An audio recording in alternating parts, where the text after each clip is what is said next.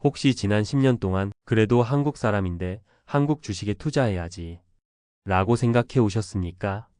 그렇다면 오늘 이 숫자를 보고 아마 잠시 말을 잃으실지도 모릅니다.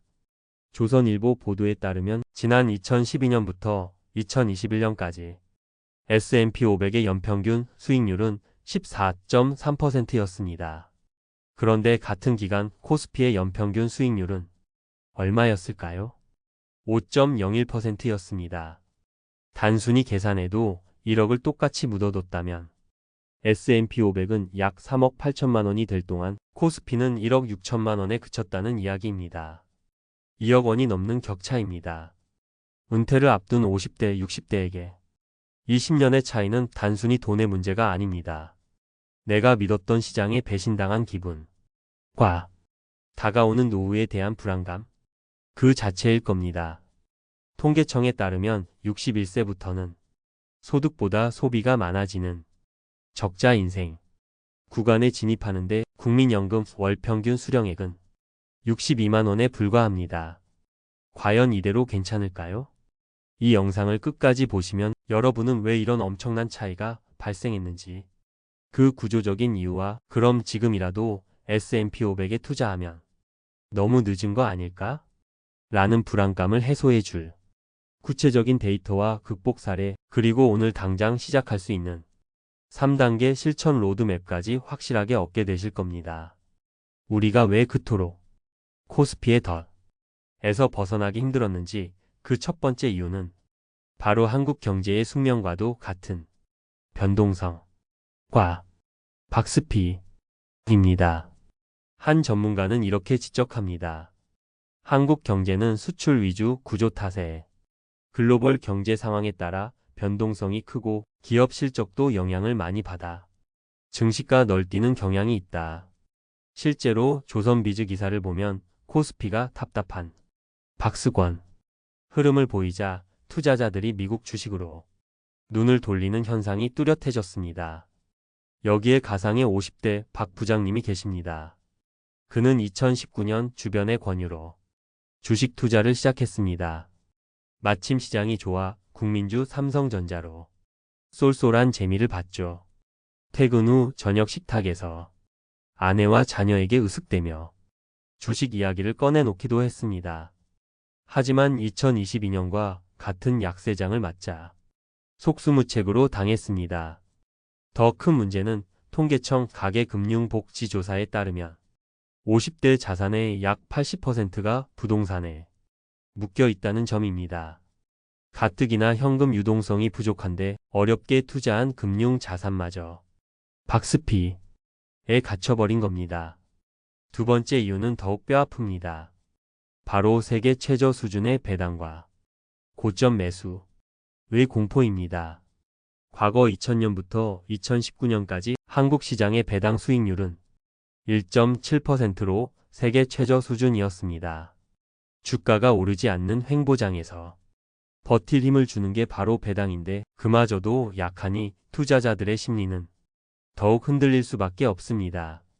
실제로 2019년 600만 명이었던 국내 주식 투자자는 2021년 말 1,400만 명으로 급증했습니다.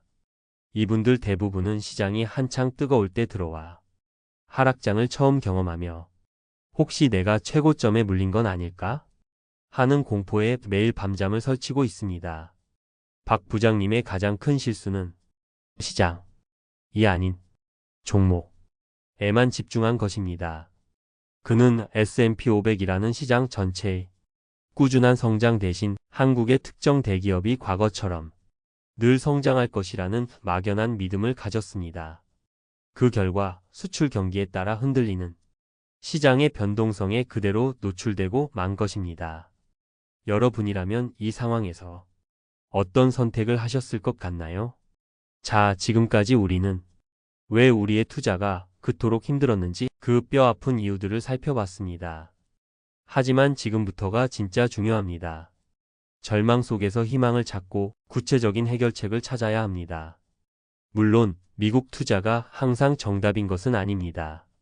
월스트리트 저널 보도에 따르면 올해에는 코스피가 64%의 압도적인 상승률로 S&P 500의 15%를 크게 앞지르며 세계 최고 수준을 기록한 적도 있습니다. 이는 시장 상황에 따라 코스피도 폭발적인 상승이 가능하다는 것을 보여줍니다.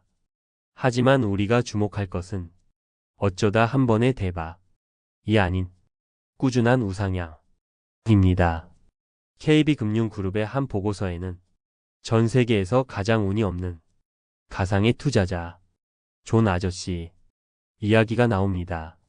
그는 블랙먼데이 닷컴버블, 금융위기, 코로나 등 모든 역사적인 폭락 직전에만 S&P 500을 매수했습니다. 투자를 할 때마다 마이너스 30%가 넘는 극심한 하락을 즉시 경험한 거죠. 상상만 해도 아찔하지 않으신가요? 하지만 그는 단 한 번도 주식을 팔지 않고 묵묵히 버텼습니다. 결과는 어땠을까요? 은퇴 시점에 그의 자산은 수많은 위기 속에서도 꾸준히 우상향한 S&P 500 지수 덕분에 엄청나게 불어나 있었습니다. 이 이야기는 우리에게 아주 중요한 사실을 알려줍니다. 최고의 투자는 타이밍이 아니라 시간이라는 것을 증명합니다.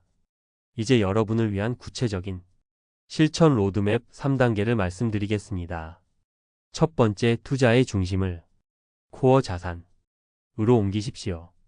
여러분의 포트폴리오 중심에 VO와 같은 S&P 500 인덱스 ETF를 두는 겁니다.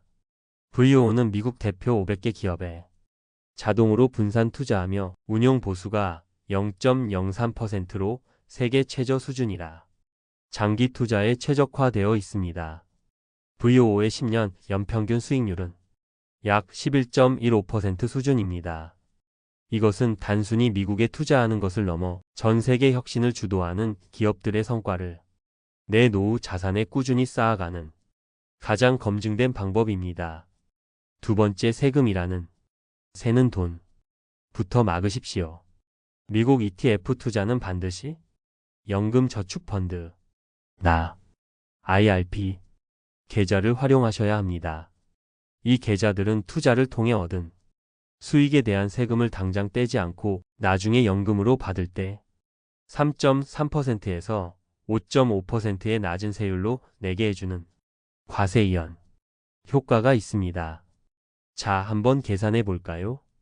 연 600만 원을 연금저축펀드에 넣으면 연봉 5,500만 원 이하일 경우 연말정산 때 16.5%인 99만 원을 그대로 돌려받습니다. 이건 시작부터 16.5%의 수익률을 확보하고 가는 것과 같습니다. 이 돈을 재투자하면 복리 효과는 상상 이상으로 커집니다. 세 번째, 적립식 투자. 로 타이밍의 저주를 푸십시오. 월급날 매달 30만 원이든 50만 원이든 정해진 금액이 자동으로 S&P 500 ETF를 사도록 자동이체를 설정하십시오. 이것이 바로 적립식 투자입니다. 주가가 비쌀 땐 적게, 쌀 땐 많이 사게 되어 평균 매입 단가를 낮추는 가장 현명하고 마음 편한 전략입니다. 더 이상 언제 사야 할까 고민하며 뉴스를 볼 필요가 없습니다. 앞서 본 존 아저씨처럼 최악의 타이밍에 대한 공포에서 벗어나 시장에 시간을 선물하고 꾸준히 자산을 쌓아나갈 수 있습니다. 지난 10년의 데이터는 우리에게 뼈아픈 교훈을 줍니다. 그것은 바로 우물 안에만 머물러서는 자산을 지킬 수 없다는 사실입니다. 오늘 이야기의 핵심은 전략과 실천입니다. 검증된 시장에 절세라는 무기를 장착하고 시간이라는 방패 뒤에 꾸준히 투자하는 것입니다. 50대, 60대 여러분 절대로 늦지 않았습니다. 지난 10년의 수익률 차이는 넘을 수 없는 벽처럼 보일지 몰라도 오늘부터 쌓아가는 한 주 한 주는 미래를 바꾸는 계단이 될 것입니다. 워런 버핏은 10년 동안 보유하지 않을 주식이라면 10분도 보유하지 마라 고했습니다. 지금 당장 증권사 앱을 켜고 연금저축펀드 계좌부터 만들어 보십시오.